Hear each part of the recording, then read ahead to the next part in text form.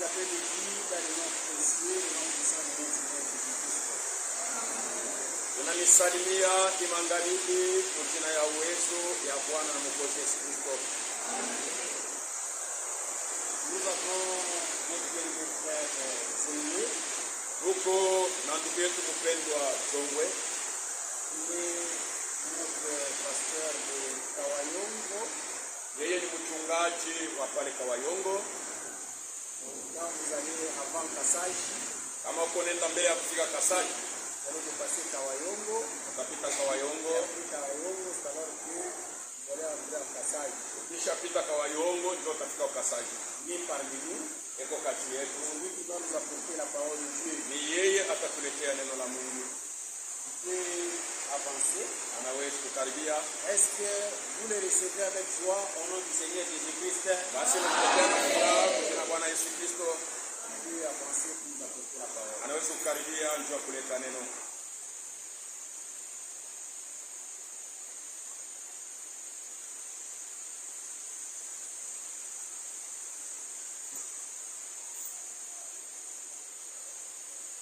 Nous saluons toute l'église au nom du Seigneur Jésus-Christ. Tunasalimia kanisa yote mjina ya Bwana Yesu Kristo.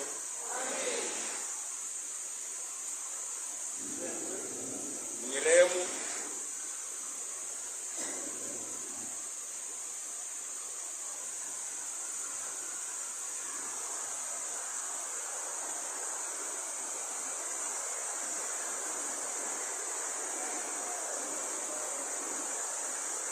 Il y a la pluie Furahi kwako. avec nos petites voix. Masauti yetu ya kiroko. Nous ne savons pas si nous allons nous faire entendre. Hatujue kama mtatuelewa mzuri. Parce qu'on va parler comme ça ou quelque chose. Tutasema hivi au tutafanyaje? Devons-nous attendre la fin de la pluie? Basi tungojee mwisho wa kula. En tout cas, que Dieu bénisse pour tous les frères et les sœurs. Mungu abariki sana bandugu na badada. Pour cette grande œuvre qui est en train de se faire ici. Jua hii kazi munene iko nafanyika hapa. Il y a de la vie ici Hapa peko bushima. qui se manifeste par cette œuvre. Ule bushima buko unaonekana kwa hii kazi inafanyika. Que Dieu vous bénisse. Mungu awabariki. C'est un témoignage qu'il y a les préparations de l'épouse ici. Ni ushuhuda iko naonesha kwamba hapo beko natayarisha bibi harusi. Parce que la préparation d'une épouse ne se fait pas dans la pauvreté. Kwa sababu kutayarishwa kwa bibi harusi hakufanike katika umasikini. Quand on est allé chercher Rebecca pour être l'épouse d'Isaac, Wakati balienda kutafuta Rebeka apate kuwa bibi harusi wa Isaki, le messager Eliezer ule mjumbe Eliezer est allé avec les richesses d'Abraham alienda na utajiri ile ilikuwa ya Abraham. pour pouvoir bien préparer l'épouse du fils de la Ndio promesse. apate kutayarisha mzuri bibi harusi kwa mtoto wa Malako. La même chose quand on voit des choses comme ça. Namna moja moja wakati tunaona vitu hivi kunafanyika hivi. Nous voyons la richesse. Tunaona utajiri. Bien que les gens peuvent dire nous n'avons rien, Hata bantu wanaweza kusema hatuna kitu, mais l'œuvre témoigne qu'il y a quelque chose. lakini kazi kunaonesha kwamba kuko kitu fulani. Vraiment, il y a ici la préparation de l'épouse. Kweli kweli hapa beko natayarisha bibi harusi. Prenez à cœur cette œuvre. Mupate kuikamata na moyo wote hii kazi mko nafanya. Vous verrez des bénédictions. Mtaona mabaraka mwisho yake. Que Dieu vous bénisse. Mungu awabariki. Je vais prier. Nitaomba. Père céleste, Baba wa kumbingu, bénis ton peuple. bariki taifa yako. Édifie ton église. Ujenge kanisa yako. Envoie ton esprit Tuma roho wako pour qu'il vivifie ta parole. ili apate kutia uzima neno lako. Il donne le salut dans les âmes. Alete wokovu manafsi. Il produise la sanctification. Atowe utakaso. Il manifeste une préparation de ton épouse. Aoneshe kujitayarisha kwa bibi harusi.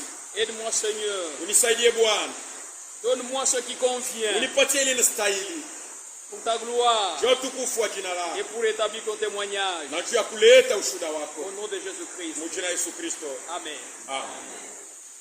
Nous allons nous lever Tutashimama Nous lisons le livre d'Apocalypse. Tutasoma kitabu cha Ufunuo, Le chapitre 3. Ufunuo 3, Versets 14 à 16. mstari wa 14 mpaka 16.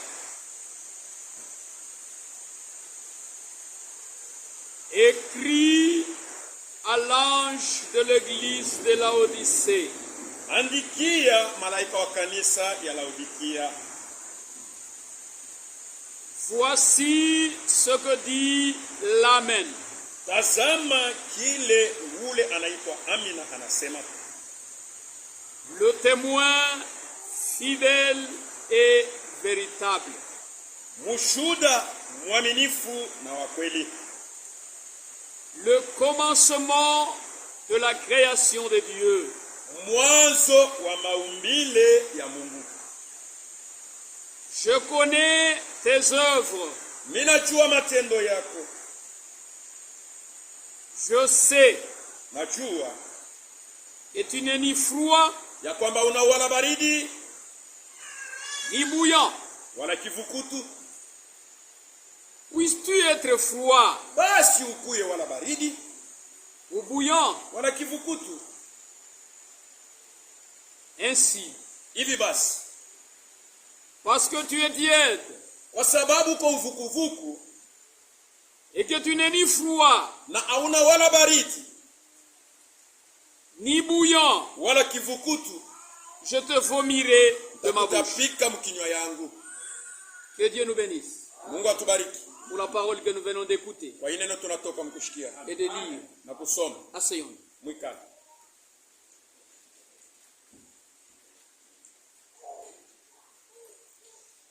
De cette parole que nous venons de lire, Na hii neno tunatoka mkusoma, nous allons y tirer une pensée. tutatosha mawazo fulani Qui va être notre sujet. ile wazo itakuwa kishina yetu ya mahubiri.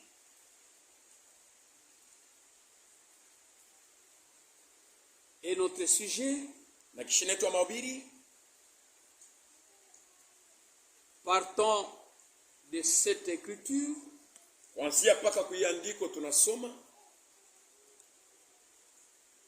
nous allons parler sur 3 catégories de gens. tutasemezea yulu ya aina 3 ya batu.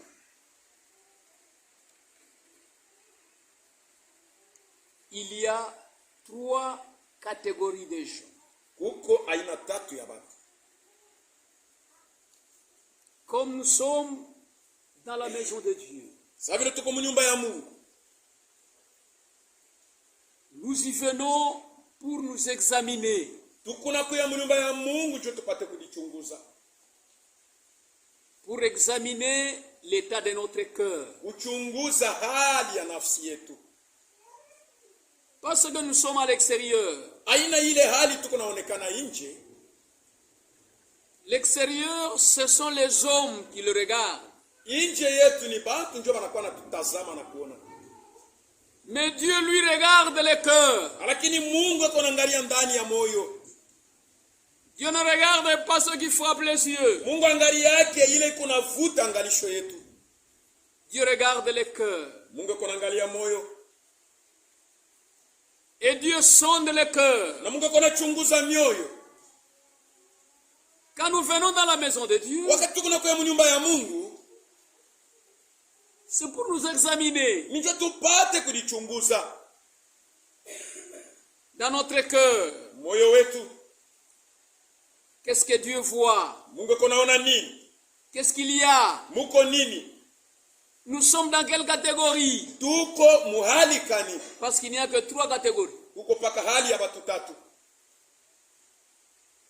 Enfin, dans l'église, Wakati tuko nakuwa mkanisa, si nous sommes attentifs, kama tunateka sikio, nous pouvons voir l'état de notre cœur. tunaweza kuona hali ya moyo wetu.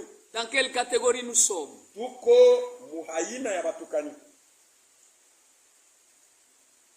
Parce que dans la maison de Dieu, Kwa sababu nyumba ya Mungu c'est là où le jugement de Dieu commence. ndio mle mko naanzia hukumu ya Mungu.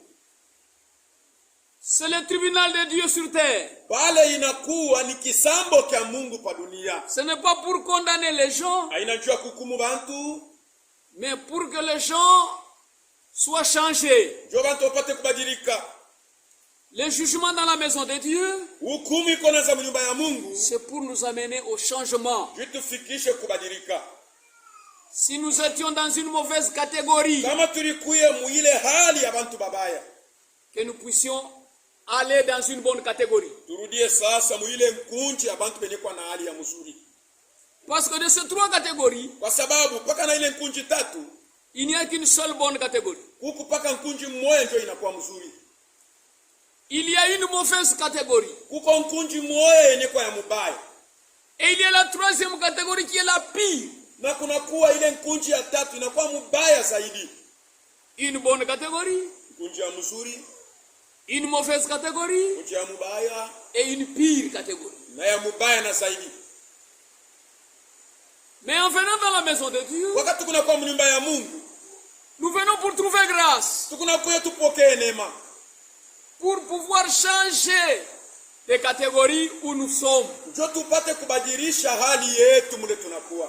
être dans la meilleure catégorie. Na kukuya muile hali ya bantu bazuri sana. Parce qu'à l'église, nous devons devenir des meilleurs, Kwa maana mkanisa tunapasha kwa bantu bazuri sana. des meilleurs chrétiens, Bakristo bazuri des sana. meilleurs parents, Bazazi bazuri sana. des meilleurs enfants, Batoto bazuri sana. des meilleurs voisins, Bajirani bazuri sana. des meilleurs chefs, Bakubwa des bazuri meilleurs sana. commerçants, Bafanyabiashara bazuri des sana. meilleurs responsables. Penye madaraka bazuri sana.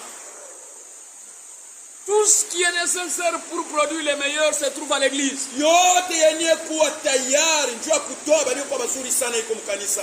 Parce qu'il y a une puissance qui transforme. Kwa sababu kuko ile uwezo iko na badilisha. Même s'il y a une puissance qui pervertit, Hata kama kuko uwezo ile iko na labisha vitu. mais à l'église de Dieu, Lakini mkanisa ya Mungu il y a une puissance qui transforme. kuko uwezo ile iko na badilisha. Il peut prendre un saint et le transformer, un pécheur et le transformer en saint. Inaweza kuchukua mtenda dhambi inamgeuza kuwa mtakatifu. Il peut prendre quelqu'un d'indigne et qui le revêt de la dignité. Inaweza kubeba mtu ule sistahili inamfanya ule mtu kuwa ule anastahili. Oui. Kweli. Il peut prendre celui qui était tombé et le relever. Inaweza kubeba ule mtu alikuwa mwenye kuanguka inamshimamisha Il y imara. a une puissance à l'église. Uko uwezo ndani ya kanisa. Passez au tribunal de Dieu. Kwa sababu ni kukisambo kya Mungu. Et dans la maison de Dieu, Na nyumba ya Mungu il y a la parole de Dieu muko neno la Mungu. qui est comparée à un miroir. Ile inafananishwa na kio. Le miroir du cœur. Kio ya moyo wetu. Le miroir de l'âme. Ile kio ya nafsi yetu. Les hommes peuvent ne pas nous connaître. Bantu banawezi kukosa kututambua. Mais la parole de Dieu nous connaît. Lakini neno la Mungu inatutambua mzuri. Parce que l'Écriture dit, Kwa sababu ndiko inasema Hébreux 4, Waebrania 4 verset 12. mstari wa 12. Car la parole de Dieu est vivante Kwa sababu neno la Mungu iko hai.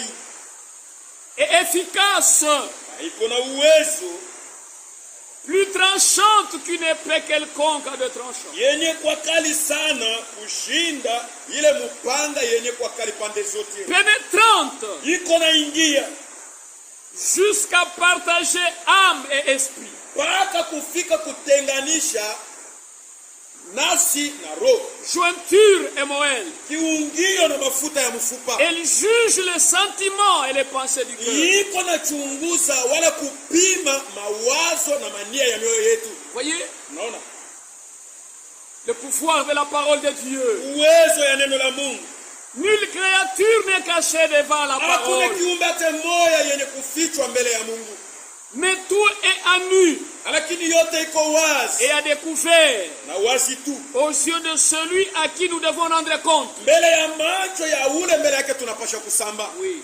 Kweli La parole est vivante, neno iko hai, pénétrante, iko na ingia, agissante iko na tenda pour produire des meilleurs. juu ipate kutoa waliokuwa wazuri sana, Pour que celui qui était méchant abandonne sa méchanceté. hivi ule yote alikuwa mkaidi apate kuacha ukaidi yake, Pour que celui qui était pécheur, il devienne saint. hivi ule alikuwa mtenda dhambi akuwe mtakatifu, Pour que celui qui ne pouvait pas, il puisse pouvoir. ule kuweza kutenda kwa kitu fulani afikie mkutenda kufuatana na neno, Parce que la parole communique kwa cette sababu vertu-là. neno inakuwa natoa ile uwezo ya kutenda, Pourquoi la parole même, c'est aussi un miroir. kwa sababu neno yoyo yenyewe inakuwa ni kio.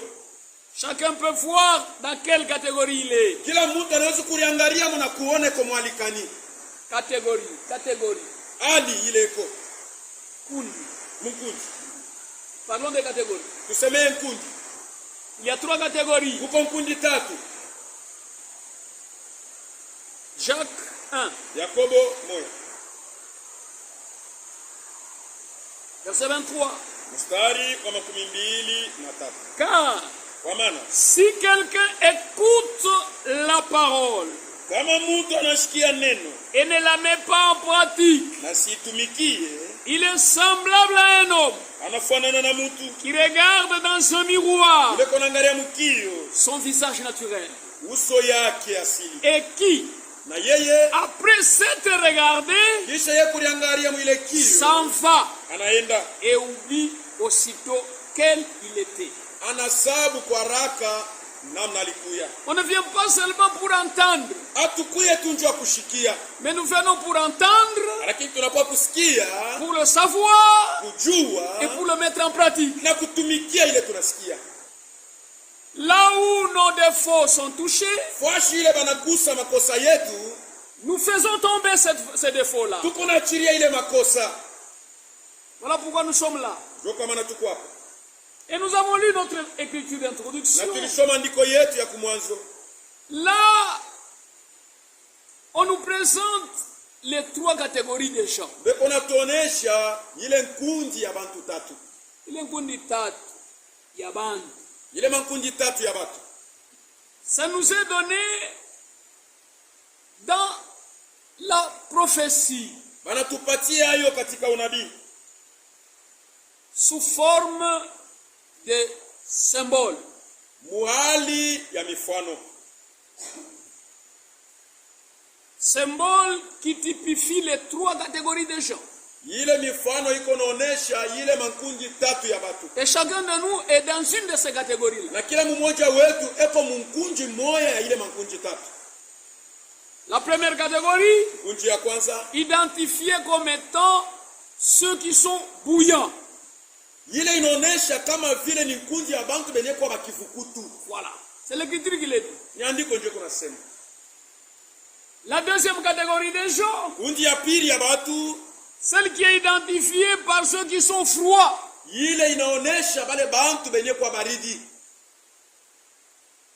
Et la troisième catégorie, Na kunji ya tatu identifiée par les gens qui sont tièdes. iko naonesha na bantu bale benye kwa bauvukuvuku.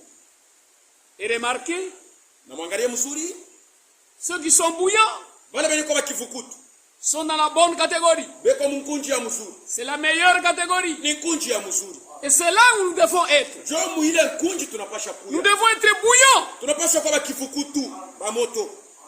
Nous devons être scellés. Tunapasha kwa na bidii.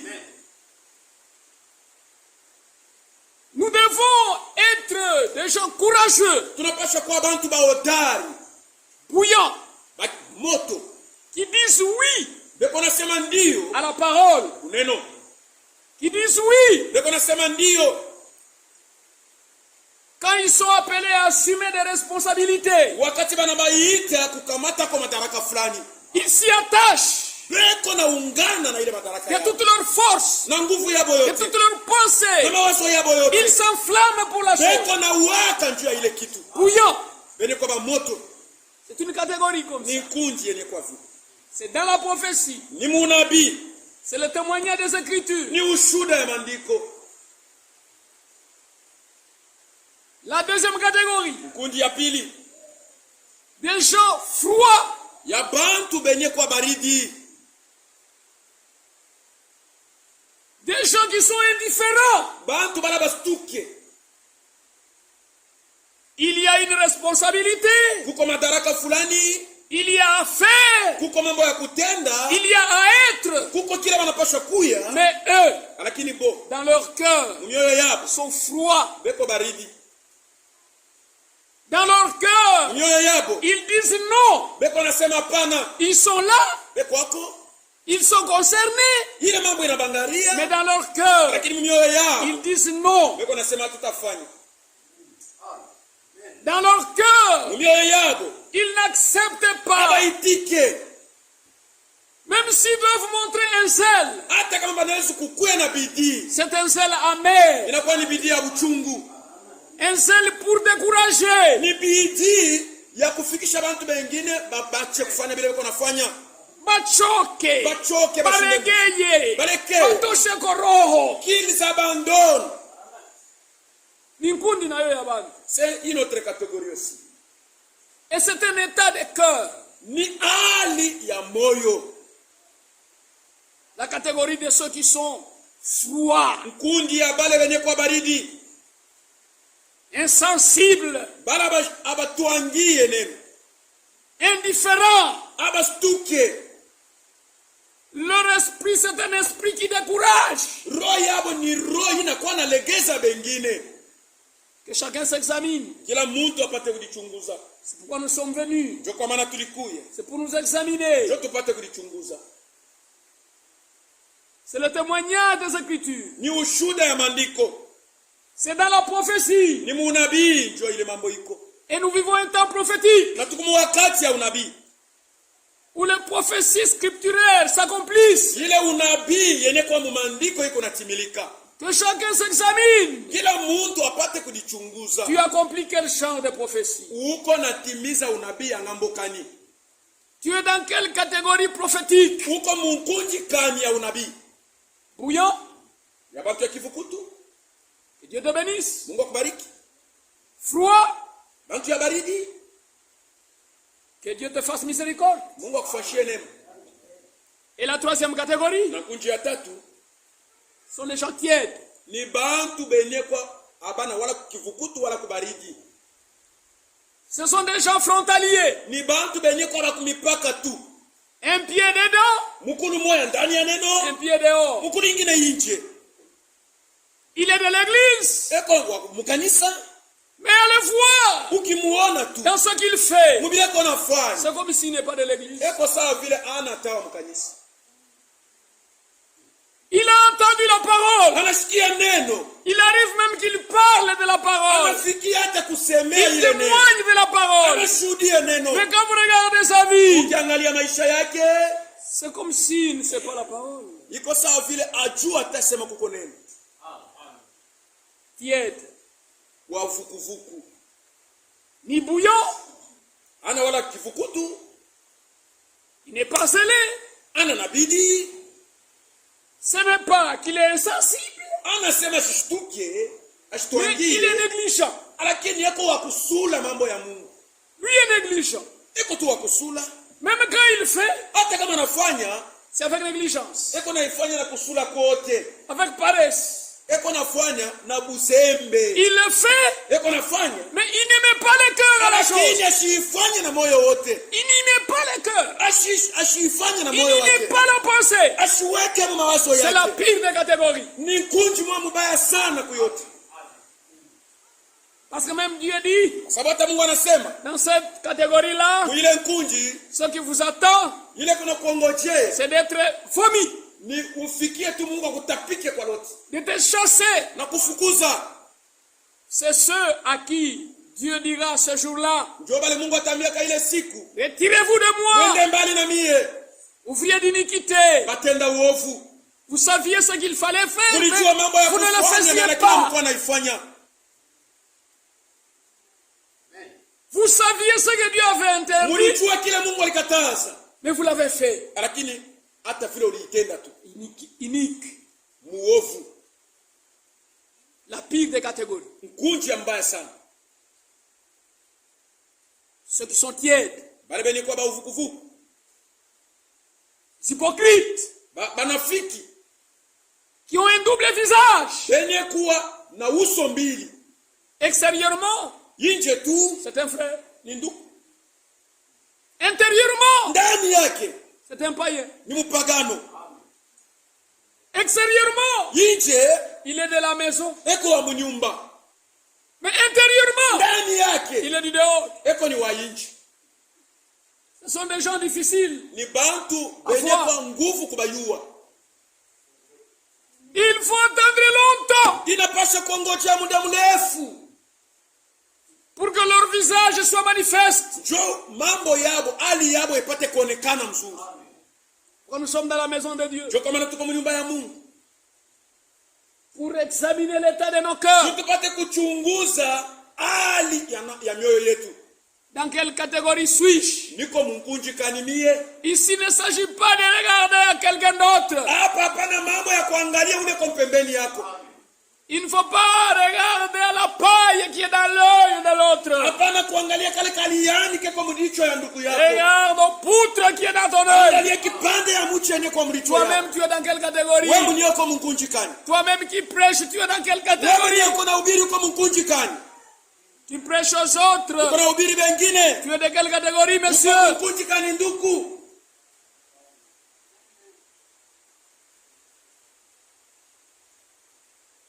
Nous sommes là pour nous examiner. Tuko hapa ndio kulichunguza.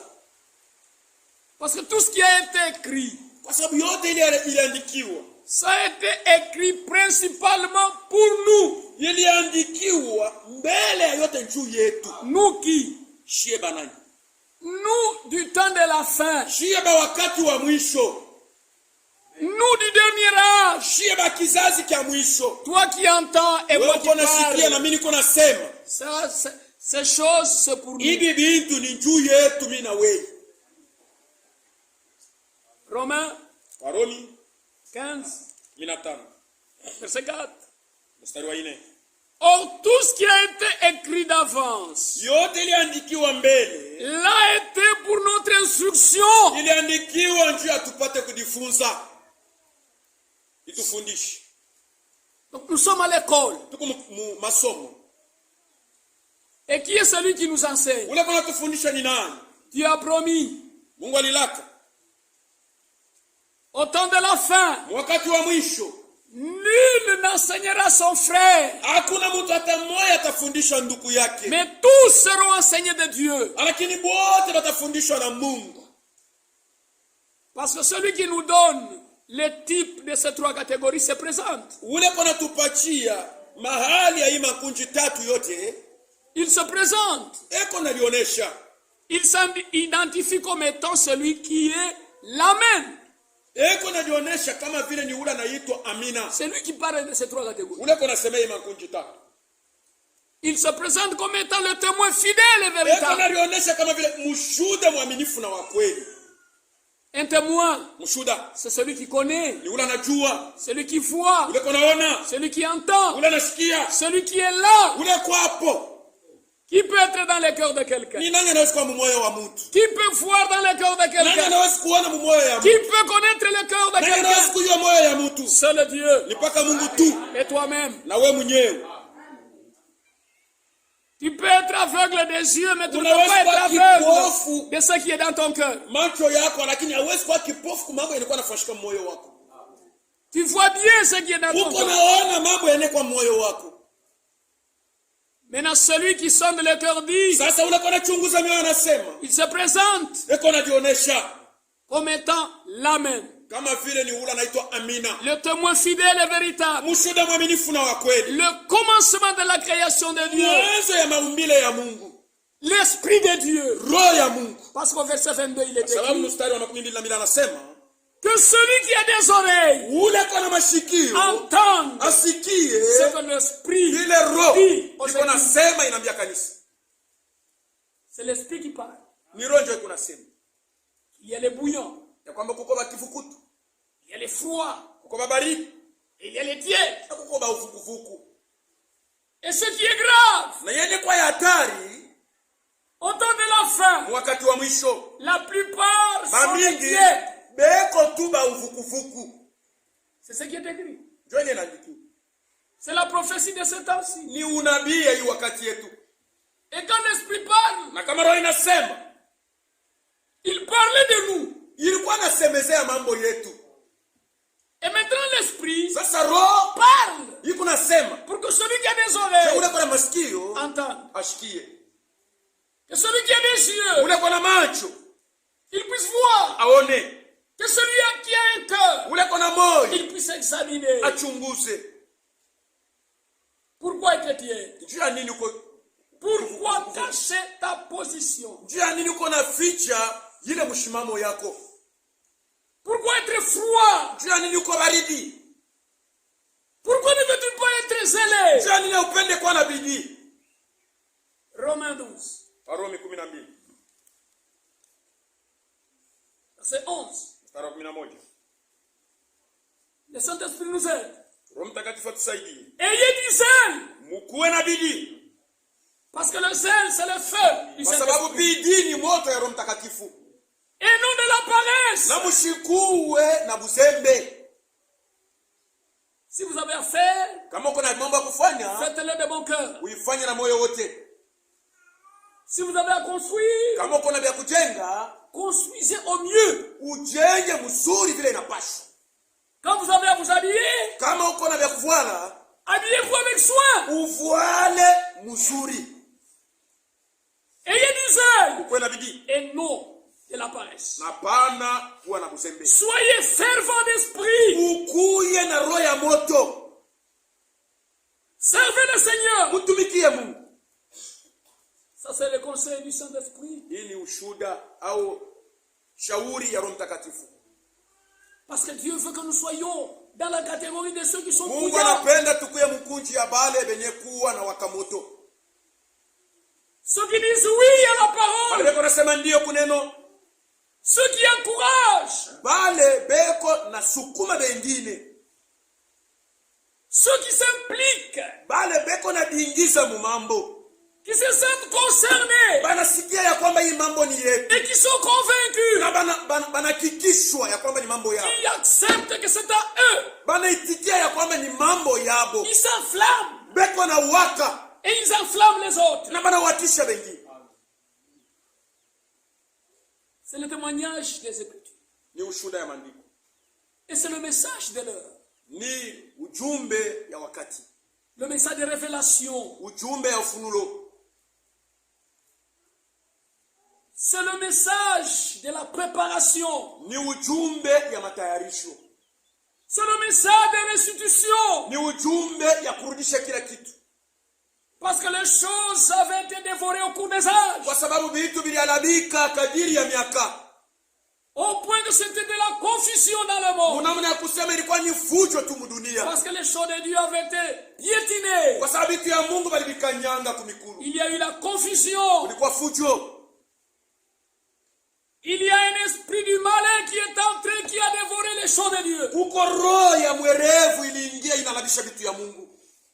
Mais Dieu a donné la promesse. Lakini Mungu alileta malako de la restitution. ya kurudisha. Pour que le peuple de Dieu ne soit plus dans la confusion. Taifa ya Mungu isikuwe tena katika fujo. Joël. Yoeli. Joël 2. Yoeli 2. Verset 25. Je vous remplacerai les années qu'on dévorait la sauterelle. Na mimi nitanirudisha ile miaka bali anabisha kukompanjo. Le gelek. Geleki. Le asile. Joël 2, verset 25. Et le gazam. Ma grande armée que j'avais envoyée contre vous. Vous mangerez. Et vous vous rassasierez. Vous célébrerez le nom de l'Éternel, votre Dieu. Qui aura fait pour vous des prodiges. Et mon peuple ne sera plus jamais dans la confusion.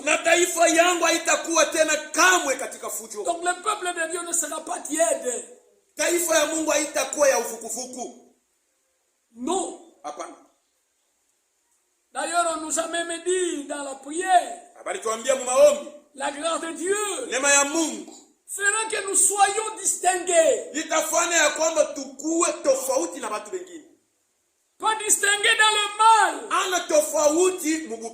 mais distingués dans la qualité. lakini shibe ni kwa bazuri sana. Oui, c'est ça notre distinction. Jo namna tunapaswa. Nous devons être des meilleurs. Tunapaswa kwa bazuri sana. Dans ce que nous faisons. Mubile tuko nafanya. Dans ce que nous sommes. Mubile tuko. Il ne doit pas y avoir de la confusion. Haipashe kukue fujo. Ce n'est plus un temps de mélange. Ana tena wakati ya kuchanganya vitu. Ce n'est pas un temps d'hybridation. Ana tena wakati ya hybridation. C'est un temps de se séparer. Ni wakati ya kutengana. Parce que le temps du soir. Parce que ni wakati ya magharibi. Le dernier âge de l'église. Kizazi cha mwisho cha kanisa. Là de la Odyssée. Kizazi cha Laodikia. Où on nous révèle ces trois catégories de gens. Mule beko natufunulia hii nkunji ya bantu tatu. Ali ya makunji. Makunji tatu ya bantu. Makunji tatu ya bantu. Voilà. On nous révèle dans l'âge de la Odyssée. Bana tufunulia mu kizazi cha Laodikia. Le dernier âge. Kizazi cha mwisho. L'âge du temps du soir. Kizazi cha wakati ya magharibi. Et le temps du soir, wakati ya magharibi, c'est le temps du retour chacun chez soi. Ni wakati ile kila mtu yuko anarudia kwabo. Pour aller communier avec les siens. Juu apate kushiriki na bake. C'est au temps du soir. Ni wakati ya magharibi. Les poules ensemble dans le poulailler. Bankuku beko na kusanika mu nyumba ya bankuku. Les casseroles, les assiettes à leur lieu. Yungu na masani mumpishi. Les enfants dans leur lieu. Batoto fwashi hapo ile banapasha kulala. Les visiteurs dans leur chambre. Bageni beko mu chumba yabo. C'est le soir. Ni magharibi. C'est pourquoi Israël qui était dispersé au temps du soir, il est retourné dans sa patrie. Pour te dire que bientôt la nuit vient. Personne ne peut travailler. Et le Seigneur viendra trouver son épouse prête. Parce qu'il viendra comme un voleur pendant la nuit. Maintenant, au temps du soir, c'est un temps de séparation. Si tu es dans une mauvaise catégorie, quitte cette catégorie. Si tu es dans une mauvaise compagnie, abandonne cette mauvaise compagnie. Ton cœur te fait connaître que ça c'est mauvais. Ton cœur c'est que fumer du chanvre c'est mauvais. Fumer du tabac c'est mauvais. Coucher avec des femmes et des hommes c'est mauvais. Ton cœur le sait. Même un païen sait ça. Même celui qui ne va pas à l'église, il sait ce qui est mauvais. Et au temps du soir, c'est le temps de séparation. Que tu ailles dans ta catégorie. Que tu juges la meilleure. C'est le temps où Dieu laisse des églises fleurir partout. Pour que chacun fasse son choix selon la profondeur de son cœur. Maintenant tu vas voir avec qui es-tu en communion. Alors là tu verras tu es de quelle catégorie. C'est pourquoi au temps de la fin, dans le monde religieux, toutes les dénominations vont rentrer dans l'écuménisme avec Rome. Mais le croyant du message du temps de la fin, ils ont les yeux de l'aigle. Ils se préparent pour aller dans le ciel. Pas pour entrer dans l'écuménisme. Parce que l'écuménisme est une chose terrestre. Et le message est une préparation pour aller dans le monde. Est-ce que tu es dans ce message de préparation? Est-ce que tu te prépares? Parce que le Seigneur lui-même a dit, je suis allé vous préparer une place. Après que j'aurai terminé, je reviendrai et je vous prendrai avec moi, afin que là où je suis, vous soyez aussi. Il ne viendra pas prendre n'importe quel catégorie. C'est le message de l'heure. ni ujumbe ya wakati. Qui nous témoigne qu'il y a toujours 3 catégories de gens. Ya kwamba kuko paka nkunji tatu ya batu. Et le message na ujumbe nous a éclairé que c'est depuis la Genèse. Ilituangazia kwamba ni tangu mwanzo 3 catégories de gens. Ile nkunji ya bantu tatu. Kunji tatu ya batu. Dans tous les âges. Mubizazi vyote. Jusque dans l'Apocalypse. Paka na mufunuo. Même ici. Hata hapa. Disons. Pisho. D'après vous, de quoi s'agit-il? C'est la prédication de Fobana. Kufuatana na mweye, hii mambo ni mambo kani. Ni mahubiri ya ndugu Branham. Je ne vois pas l'heure, vous allez me signaler. Mishione saa mutanyambia. Je ne vois pas, je ne sais pas voir. Mishione mbali, mishione kuona mbali. Vous me signalerez. Mutanyambia. Nous lisons. Utasoma. D'après vous, de quoi s'agit-il? Kufuatana na mweye, ni mambo kani. Paragraphe 86. Korasi ya 86. Maintenant, nous trouvons que les gens sont toujours les mêmes. Tunakuta ya kwamba bantu beko paka sawa sawa. Les gens ne changent pas. Bantu wabadirike. Ces personnes étaient divisées en 3 groupes.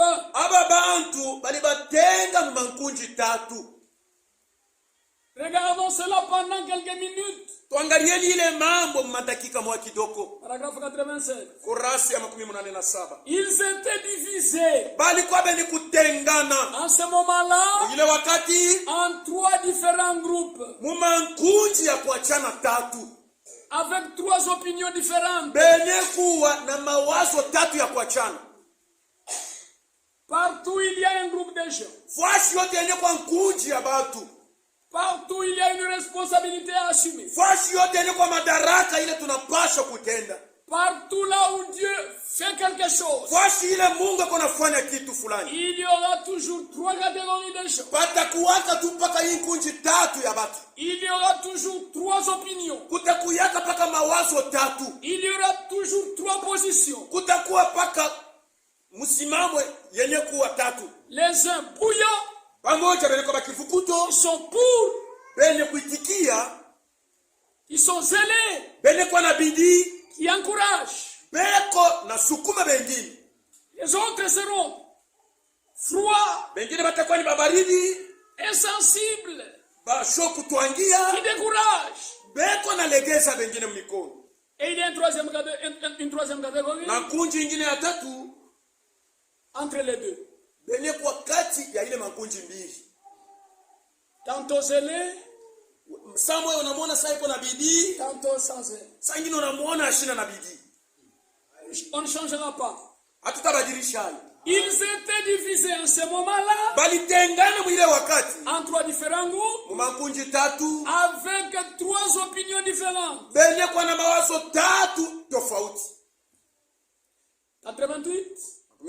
C'est exactement de cette manière que cela se présente. Kweli ni paka muhina muna njoo iko naonekana. Nous pouvons aller en arrière. Tunaweza kwenda nyuma. Et prouver que c'est toujours l'état dans lequel se trouvent les gens. Na kuhakikisha ya kwamba ni muhali ile njoo bantu beko na leo. Ils ont toujours été dans cette condition. Mala yote banekalaka paka muhii hali.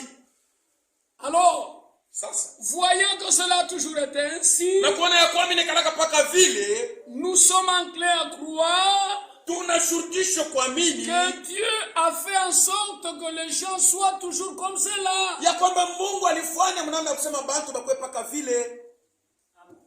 Mais c'est à chacun de faire le choix. Lakini ni kila mtu njoo yuko na chakula. Dieu a déjà établi. Mungu ashakuiweka vile. Il y aura 3 catégories. Kutakuwa makunji tatu. Bouillant, bakivukutu, froid, baridi et tiède. Na benye kwa pakachi. Mais c'est à chacun le choix. Sasa ni kila mtu achakue. C'est à chacun le vouloir. Kila mtu apende kila anataka. C'est possible. Inawezekana. Tu peux changer. Unaweza kubadilisha mune nkunji huko. Et Dieu va t'aider. Na Mungu atakusaidia. Le Dieu parfait. Mungu mkamilifu. Si tu cherches la perfection, kama unatafuta ukamilifu, il te perfectionnera. Atakukamilisha. Et il perfectionne perfectionne par sa parole. Si tu acceptes, tu la mets en pratique, tu t'y attaches, la parole te perfectionnera. Parce que vous devez être parfait comme votre Père Céleste. Le Dieu Saint, il est un Dieu qui sanctifie. Il sanctifie par sa parole. Même un pécheur, Dieu peut le rendre saint par sa parole. Même celui qui avait échoué, même celui qui ne pouvait pas, mais la parole de Dieu peut produire en lui la nouvelle naissance et lui donner une nouvelle nature et le faire devenir un nouvel homme qui se renouvelle selon l'image de celui qui l'a créé. Donc si toi tu ne changes pas, c'est ta décision, c'est ton choix. Parce que Dieu, nous sommes nés tous dans le péché. Ce n'était pas notre choix. Nous sommes nés dans le péché. Nous sommes nés pécheurs. Nous n'avons pas choisi. Nous n'avons pas voulu. Mais Dieu a mis dans nous c'est pourquoi il nous a envoyé sa parole. Pour que celui qui entend et qui croit, il puisse être sauvé. Celui qui sera touché dans son cœur, qu'il puisse se repentir afin d'être pardonné. Si tu n'as pas pardonné, c'est toi qui refuses d'être pardonné. Parce que Dieu ne veut pas que quelqu'un périsse. Il veut que tous soient sauvés. Et qu'ils parviennent à la connaissance de la vérité. Et que tous se repentent pour le pardon de vos péchés. Parce que Dieu ne se lasse pas de pardonner. Si tu meurs pécheur, c'est ton choix. Si tu meurs sans devenir saint, la mort ne te sanctifiera pas. C'est la parole qui sanctifie. Tu dois mourir saint. Parce que celui qui t'a appelé est saint. Toi aussi qui as répondu à l'appel doit être saint.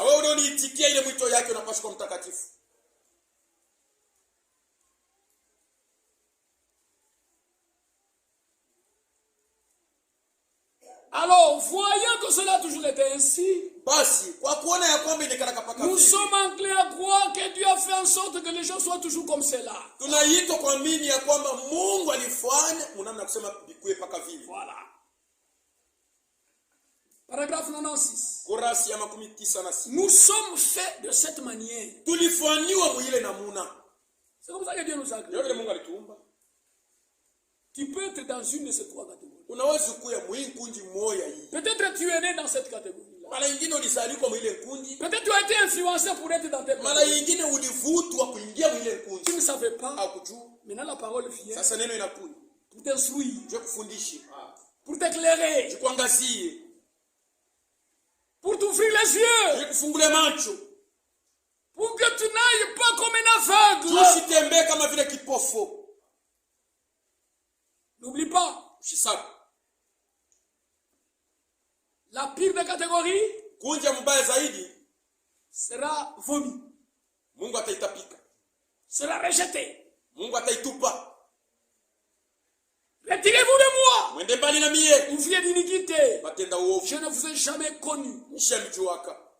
Je ne sais d'où vous êtes. C'est alors qu'il y aura pleuré à grincer les dents. C'est ton choix. Pourquoi es-tu dans cette condition? Pourquoi tu n'as pas été dans cette condition? Oui. Nous sommes faits de cette manière. C'est de cette façon que les êtres humains sont.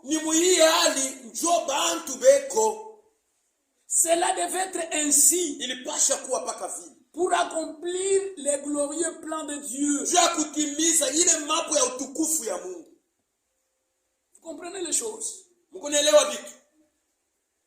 Et pour qu'il puisse accomplir ce qu'il voulait sur la terre. Juu apate kutimiza kile alikuwa anapenda hapa kwa dunia. Donc l'homme devait être fait ainsi. Kile cha kwamba mtu alipaswa kufanywa paka hivi. Il peut choisir lui-même à être dans une de ces trois catégories. Eko na kipenda roho ya kuchakula yeye mwenyewe kwa mungunji kalikuima nkunji tatu. Un est juste. Mmoja na mwenye haki. Un est juste. Mmoja na mwenye haki. Mmoja ni mwenye haki. Il y a un qui est juste. C'est le mmoja mwenye kwa mwenye haki. C'est le bouillant. Ni ule mwenye kwa kivukutu. Un autre est faux. Mwingine ni wa bongo. C'est le faux. Ni ule wa baridi. Et au temps de la fin, wakati wa mwisho, dans la prophétie, munabii, il y a des faux frères. Kuko banduku babongo babaya. Des faux docteurs. Bamwalimu babongo. Des fausses doctrines. Mafundisho ya bongo. Des faux Christ. Bakristo babongo. Des faux apôtres. Bamitume babongo. C'est au temps de la fin. Wakati wa mwisho. Il y a aussi des justes. Kuko tena benye haki. Les justes vivent par la foi. Mwenye haki yuko naishi ni kwa imani. Il persévère. Yuko naendelea jusqu'à la perfection. Mpaka na kukamilifu. Un est juste. Mmoja na mwenye haki. Un autre est faux. Mwingine ni wabongo. Et un autre est entre les deux. Mwingine yuko kati ya baba wawili. Tantôt comme juste. Mara moja unamwona sawa vile mwenye haki. Tantôt comme faux. Mara nyingine unamwona sawa vile ni wabongo tu. Hypocrite. Mnafiki. Hybride. La pire catégorie. Kunja mbaya sana. La pire des espèces. Ali moya mbaya zaidi. On ne sait par quoi le saisir. Atujue tutambambia ngambo kani. Est-il de notre uko wetu ou un étranger? Au uko mgeni kwetu? Est-il du dedans ou du dehors? Uko wa nje? Est-il dans le message ou hors du message? Uko mujumbe wala nje ya ujumbe? Est-il dans le message ou dans la dénomination? Uko mujumbe au uko msebu? N'oublie pas, ces choses ici, ce sont des esprits qui sont derrière. Ni maroho yanakuwa nyuma ya ile vitu. Amen. Il y a un esprit qui vous rend bouillant. Kukurai kuna kusukuma kwa kivukutu. Il y a un esprit qui vous rend froid. Kukurai kuna kusukuma kwa baridi. Il y a un esprit qui vous rend tiède. Na kukurai ingine inakufanya kuwa wa uvukuvuku. Fais ton choix. Uchague wewe mwenyewe. Un est juste. Mmoja mwenye haki. Un autre est faux.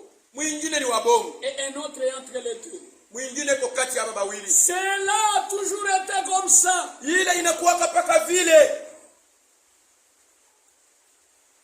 L'homme qui est entre les deux, ule ko kati ya baba wawili, est à la mauvaise place. Eko fashi ya mubaya. Un peut parler sur le sujet. Mmoja anaweza kusemea yule ya kishina. Montrer pourquoi il pense qu'il est juste. Anaonesha njia yako na waza ya kwamba kwa mwenye haki. Il peut parler. Asikusema. Moi je crois le message. Mimi naamini ujumbe. J'accepte. Mimi naitikia ujumbe. Même si c'est difficile. Hata kama ni nguvu. Je compte sur la grâce de Dieu. Niko nashimamia tu paka pa neema ya Mungu. Ce que Dieu a révélé dans le message est juste. Kile Mungu alifunua mu ujumbe ni kweli. Voilà un homme bouillant. Mtu wa ufukutu. Voilà un homme juste. Mtu mwenye haki. L'autre mwingine peut montrer ce qu'il pense, pourquoi il pense qu'il a tort. Anaweza kuonesha kile kona wasia ya kwamba anakosa. Non, votre message, moi, non. Ujumbe yenu mimi sitiki. Il y a des gens qui sont ici, kuko bantu beko hapa, mais qui n'acceptent pas le message. Abaitikake ujumbe. Tout en étant dans le tabernacle. Benye kwa hapa kama maskani. Le Saint-Esprit a dit au messager de ne pas boire, de ne pas fumer, de ne pas souiller le corps. Roho Mtakatifu aliambia mjumbe usikunye, usifute, usichafule mwili wako. Et ce qui a été dit au messager, ça fait partie du message. Tous ceux qui portent le message ne doivent pas boire.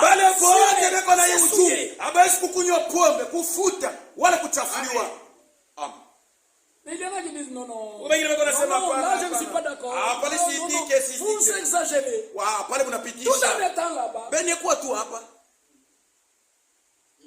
message nous dit quand tu as commis un péché. Ujumbe inasema kama unatambua dhambi. Quand tu as commis. Kama unatenda dhambi. Il y a tout un processus à suivre. Kuko namna ile unapaswa kutengeneza. Tu dois regretter.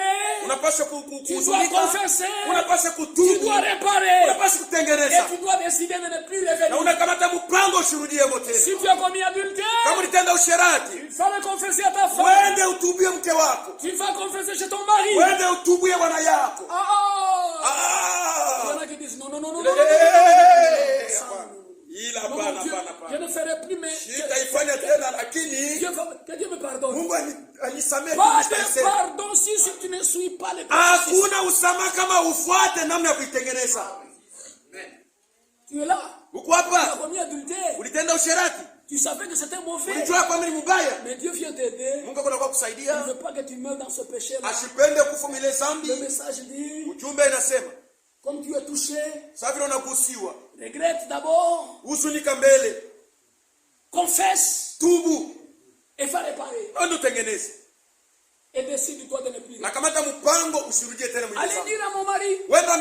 C'est Dieu qui l'a dit. C'est le message que tu crois. Allez dire à ma femme que je couche avec ta Jésus.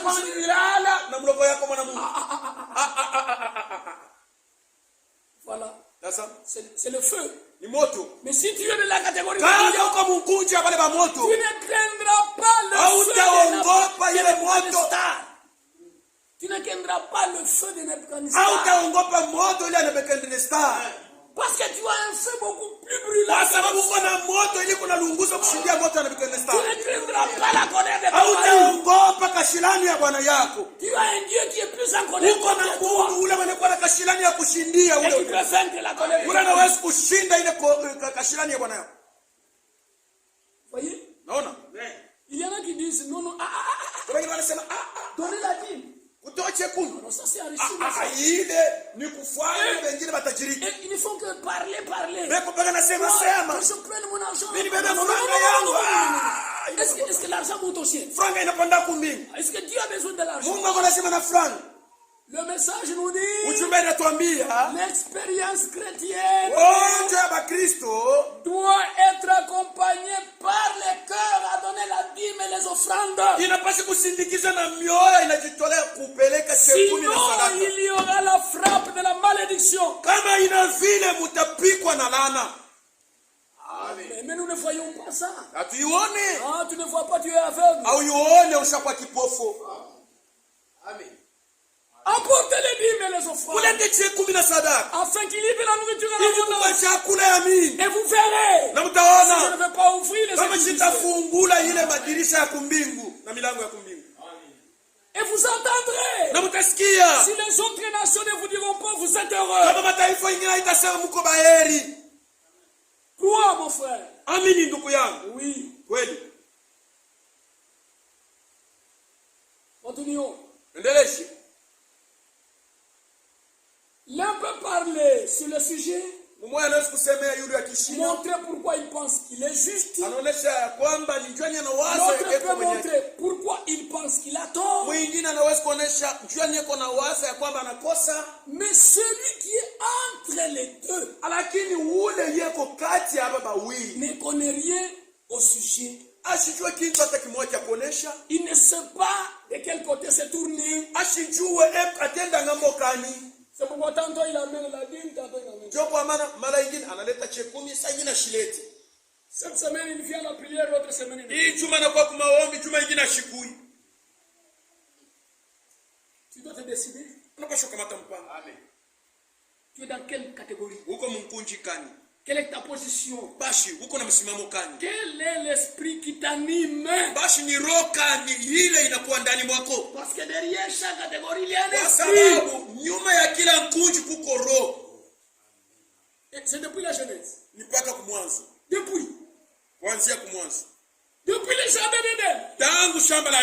3 catégories de gens. Kunji tatu ya Ce batu. n'est pas quelque chose de nouveau. Haina vitu ya sasa. Peut-être eux ne savaient pas. Mara nyingine kwa abakujuaka. Peut-être au cours des âges, les gens ne savaient pas. Mara nyingine kadiri ya vizazi watu abakujua. Mais nous ne savions pas. Lakini shatu kujuaka. Mais au temps de la fin, Wakati wa mwisho, au temps du soir, wakati ya magharibi, avec la lumière du soir, na hii mwangaza ya magharibi, Dieu vient nous révéler tous les mystères. Mungu anatufunulia masiri yote. Amen. Nous pouvons voir que même dans le jardin d'Éden, Tunaweza kuona hata mshamba la Edeni. il y avait trois catégories des choses. Kwa makunji tatu ya batu. Disons le témoignage du message. Isome ile ushuhuda ya ujumbe. Toujours ici. Kaka hapa. Paragraphe 111. Kurasi ya 111. Maintenant, considérons la vérité de la Bible à ses propos. Sasa tuangalieni ukweli ya Biblia kwa hii mambo. Les trois catégories des choses. Ya ile kunji tatu ya Trois batu. positions. Ile mshimamo tatu. Trois esprits. Maro tatu. Et voyons si elle est vraie. Tuone kama ni ya kweli. Juste encore quelques minutes. Madakika tu kidogo. C'était comme au commencement. Ilikuwa saa vile kumwanzo. Exactement comme cela se passe aujourd'hui. Vile paka vile kunafanyika leo. Rien n'a changé. Hakuna kile kinabadilika. Et n'a écouté. Sasa mshikili. Adam était incroyant. Adam alikuwa mwaminifu. Satan, le serpent, était un incrédule. Nyoka, shetani alikuwa washokuamini. Il ne croyait pas à la parole. Hakuwa naamini neno. Dieu a dit le jour que tu mangeras l'arbre de la connaissance du bien et du mal, tu mourras. Mungu alisema siku utayo mti ya kujua mema na mabaya utakufa. Mais le serpent lui dit non. Nyoka yeye anasema hapana. Vous ne mourrez point. Hamtakufa. Vous serez comme Dieu. Utakuwa sawa Mungu. Il ne croyait pas ce que Dieu avait dit. Hakuwa naamini kile Mungu alisema. Et il y a des gens comme ça Ndio watu hivi. qui interprètent Bobeko na tafsiri. au lieu de laisser ce que Dieu a déjà dit. Kuliko baache kile Mungu alisema. Aussi, Na il attrapa Ève qui n'était pas sûre que cela soit juste ou pas. na akaenda kushika Hawa wala kukuwa na hakikisho ya kujua hiki ni kia haki au hapana. Il y a Adam, Kwa Adam, le serpent nyoka et Ève. na Hawa. Ève ne savait pas Hawa kujua que ce que Dieu avait dit était juste. ya kwamba ile Mungu alisema ni ya haki au hapana. Mais Adam lui croyait que ce que Dieu a dit est juste. Lakini Adamu yeye alikuwa anaamini ya kwamba kile Mungu alisema ni ya haki. Le serpent lui ne croyait pas. Nyoka yeye hakuwa anaamini. La femme Mke ne savait pas. akujua. C'est comme si le serpent a raison. Iko sawa vile nyoka iko na sheria, Et qu'on a haki. haki. C'est comme si ce qu'Adam m'a dit, c'est comme si c'est juste. Iko sawa vile ile Adamu aliniambia, iko sawa vile njoo ya haki. Mais comment savoir? Basi hapa nitajua namna gani? Comment trancher? Basi mambo taikata je. Le serpent, il parle bien. Nyoka iko nasema mzuri sana. C'est clair. Iko wazi tu. C'est clair, mais ce n'est pas juste. Iko wazi lakini haina ya haki. Ma soeur, Dada yangu, cet homme qui vient de séduire, il te parle clairement. ule mtu anakuwa kutongoza, anasemaka wazi wazi tu Mais ce n'est pas juste. lakini haina ya haki.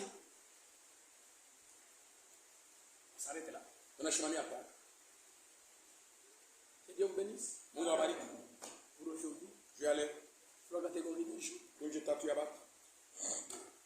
Depuis la Genèse, Tangu mwanzo, dans tous les âges, vizazi vyote, dans l'Apocalypse, ufunuo, cela nous est révélé au temps de la fin. ile inatufunuliwa wakati wa mwisho. Pour notre instruction, Juu ya kutufundisha. afin de nous examiner Juu tupate kujichunguza. et trouver grâce Na tupate neema. de quitter la mauvaise catégorie, Tuache ile kunji mubaya de divorcer avec le mauvais esprit, ya kutengana na mapepo mchafu.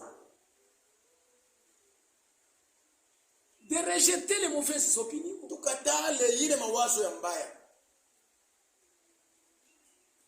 comme on nous a enseigné dans la prière. Sababu bali tufundisha maombi, La grâce neema.